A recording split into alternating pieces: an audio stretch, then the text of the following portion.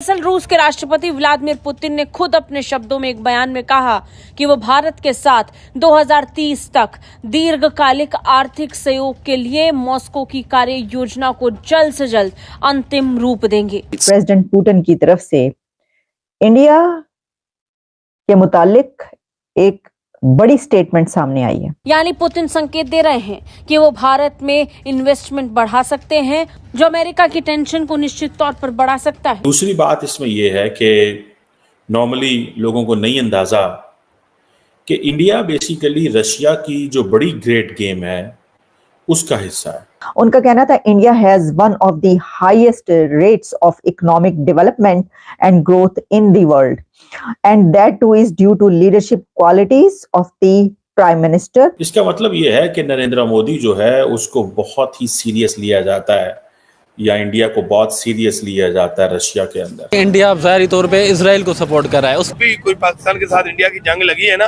तो ईरान ने हमेशा इंडिया का साथ दिया है, पाकिस्तान का नहीं दिया।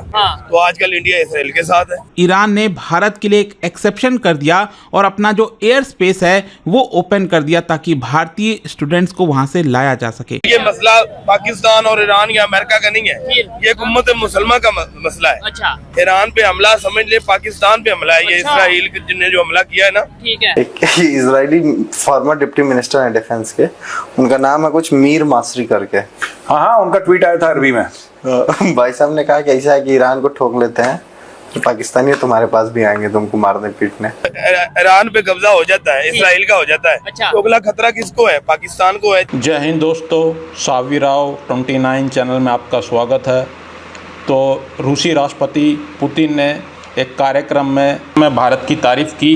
रूस ने अब भारत को एक बड़ी डील ऑफर कर दी है जो गैस और तेल की होगी, जिससे भारत को फ़ायदा होगा और जिसे देख अब पाकिस्तान की भी और अमेरिका की जलेगी, क्योंकि अमेरिका पाकिस्तान के मुनीर को बुला के बता रहा था कि पाकिस्तान से हमारे अच्छे रिश्ते हैं।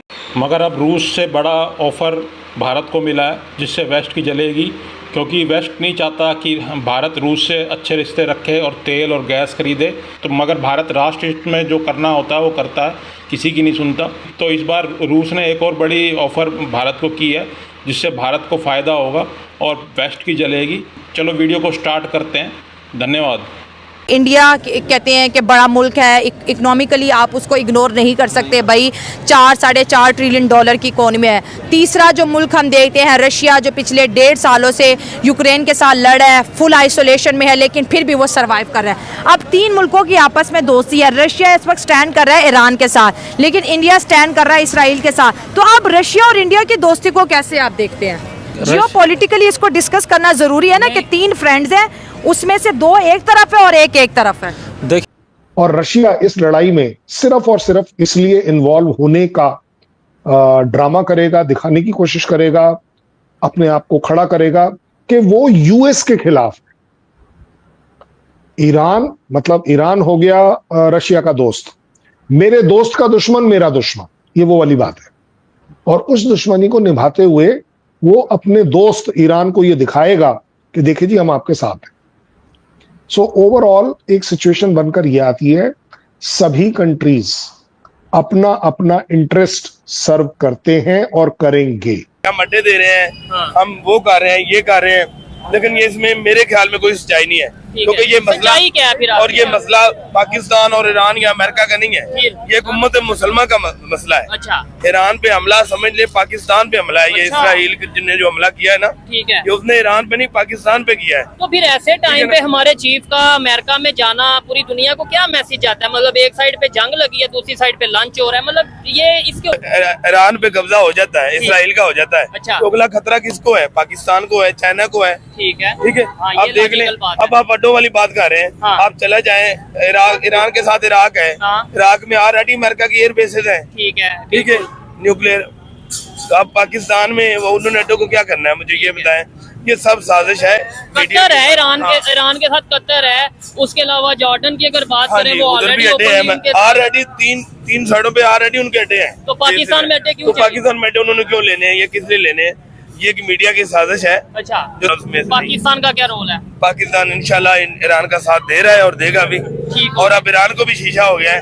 आप खुद अंदाजा लगाएं कि ईरान और इंडिया दोस्त थे। जी जी हाँ, चाबहार अभी तो खबरें ये भी आ रही है। खबरें आप देखें, जब भी कोई पाकिस्तान के साथ इंडिया की जंग लगी है ना, तो ईरान ने हमेशा इंडिया का साथ दिया है, पाकिस्तान का नहीं दिया।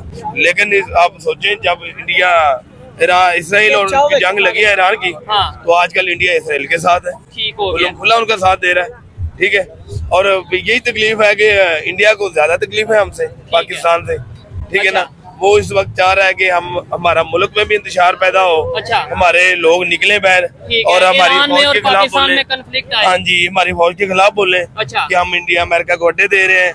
लेकिन हमने वैसे, अगर कोई है भी हमारे सियासतदानों को ये बेवकूफी नहीं करनी चाहिए, ना हमारे चीफ साहब को ये करनी चाहिए, क्योंकि हमने अड्डे दे के अंजाम देख लिया है। अफगानिस्तान के जब हमने अफगानिस्तान को अड्डे दिए, उसकी वजह से हमारी कितनी शहादतें हुई, हमारा मुल्क कितना नीचे चला गया। दहशतगर्दी कितनी, दहशतगर्दी आज तक खत्म नहीं हो रही। ठीक है, मुशर्रफ के अड्डे देने की वजह से आज तक दहशतगर्दी खत्म नहीं हो रही। अगर फिर हम कोई ऐसी गलती करता है, बेवकूफी करता है, वो तो अपने पाँव पे हम और आज हम कहते हैं अफगानिस्तान हमारा भाई नहीं बनता, तो वो यही वजह है ना उसकी, कि हमने उसके खिलाफ अड्डे दिए थे। ठीक हो गया। दूसरे नंबर पे, अगर पहले नंबर पे मुझे तो लगता ही नहीं कि पाकिस्तान अड्डे देगा, इतनी बड़ी बेवकूफ़ी करेगा, क्योंकि पूरी उम्मत मुस्लिमा पाकिस्तान के खिलाफ हो जाएगी, पाकिस्तान की अवाम पाकिस्तान के जो हेड ऑफ स्टेट है उनके खिलाफ हो जाएंगे, सिस्टम के खिलाफ हो जाएंगे। ऐसा अगर होगा तो ट्रंप का ये कहना है, अमेरिका का ये कहना है कि 2 हफ्ते के अंदर अंदर अगर ईरान जोन्स है वो सरेंडर कर देता है अनकंडीशनल, ये नहीं कि भाई अगर मगर में आके, अनकंडीशनल बगैर किसी शर्त के सरेंडर कर देता है तो ठीक है, अदरवाइज हम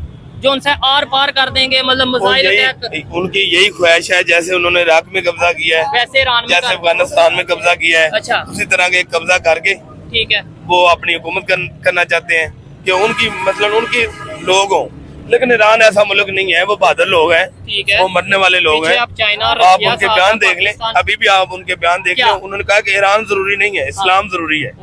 अब ये उनके, आज खamenei साहब ने वो एक बात की है कि ईरान जरूरी नहीं है, इस्लाम जरूरी है। अगर सऊदीया भी ये समझे, पाकिस्तान भी ये समझे, ठीक है ना, हाँ जी, लेकिन हमारे लिए बस समझने वाले को नहीं है। लेकिन जब तक उम्मत मुसलमान एक पेज पे नहीं आएगी ना, तो इनके लिए ये बारी बारी इनको खाते जाएंगे। अगर ईरान पे कब्जा हो जाता है ना अमेरिका का, तो आप बताओ, एक तरफ हमारे ईरान है, एक तरफ इंडिया है, हम कहाँ जाएंगे? हम फिर बाप भी बचेगा, एटम भी बचेगा, हम भागना चाहे भी तो नहीं भागेंगे, ये याद रखिएगा। और नेतन्याहू की स्टेटमेंट आपको पता है क्या है? हाँ जी, उसने कहा कि मेरा अगला निशाना ही पाकिस्तान है।